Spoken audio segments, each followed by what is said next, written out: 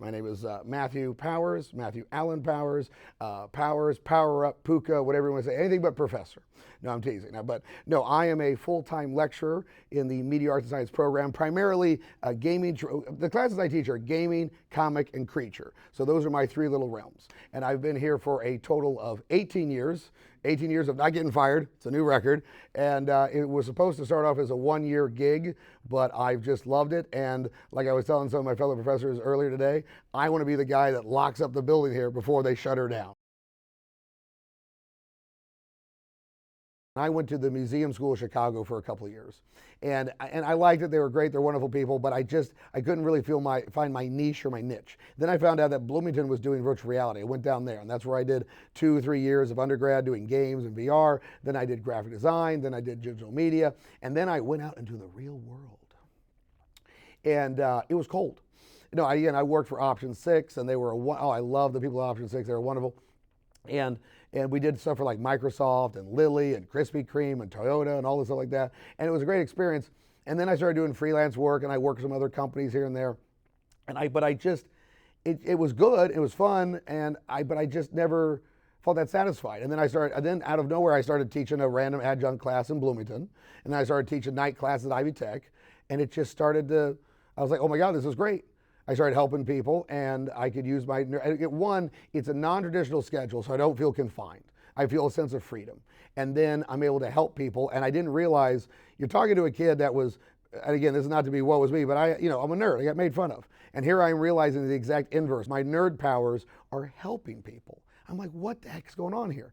So I don't know. And then my predecessor left, and they had a job opening, and they called me up, hey, Powers, and I was like, heck yeah. So I jumped up here, and then for that 1 year, I was still doing work for Option 6, and I was teaching IU, and I was teaching Indianapolis here, and Ivy Tech. And then after that 1 year, it all just settled, and it's been 18 years ever since. Well, I'm 100% for it. See, this is the thing. Let me back up for a minute. When I was growing up in the 80s, games were, exploding from Atari. We had the great game Crash. You know this from history of gaming. And then we had the Nintendo Rebirth, Sega, Sony, PlayStation, the whole thing. And all throughout the 80s and 90s, people said that games were a waste of time. They were just entertainment. That was it. That was it. Even though at the time people are doing learning hand-eye coordination, they're learning, they're learning math, they're learning physics, they're learning, art, they're doing pixel, all this stuff is happening. And so I even knew back then that this could be a force for good.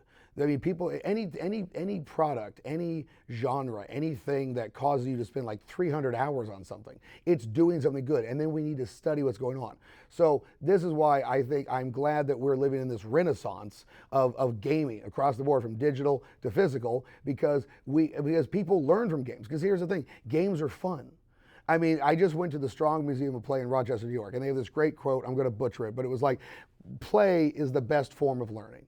You know what I mean? Because again, when you play, you're relaxed, your mind is open, it doesn't feel like old school hardcore study and stuff like that. Your brain is wide open, takes in information. And how many people can tell you all the Pokemon, all the World of Warcraft, all the strategies, all this and that? It's because they were relaxed, they were in a zone, and they were learning, they were remembering. And we need to apply that to teaching and education and learning. Because I'm not saying get rid of cold learning and reading, stuff like that. We still keep the traditional stuff, but if we need to continue to find a way to incorporate gaming and gamification into education and learning, so that way, because one, more kids are gaming than ever before. There's the new mindset, and it's proven, beyond a shadow of a doubt, to really help people learn. So why not take advantage of people are like, well, nobody wants to stay in my classroom for more than 5 minutes. I'm like, well, make it a game, and then you can't get them to leave. I love working on those projects that, one, will really endorse the passion, or the student will bring the passion to the project and really want to get it done. Like Powers, just be on the sidelines. I just got to get this done. I want to facilitate them getting out there. Or the other thing is working on projects like the Navy game and other things where we're hopefully making a difference. Because the Navy games are for those guys that may have trouble with they may have trouble with reading the manuals, or they need an enhancement, or they need that little extra kick. So hopefully we're helping somebody learn radar repair in a better format than they would, or it fits their learning style than just reading a book or doing whatever, which I'm still for, but it does, I try to cover all avenues with it. So, yeah, no, it's just how it is.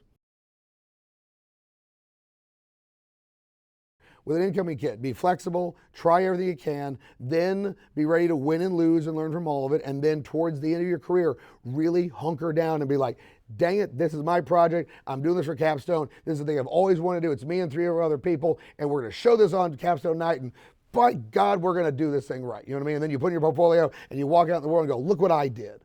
You know, that's what I want kids to know and do.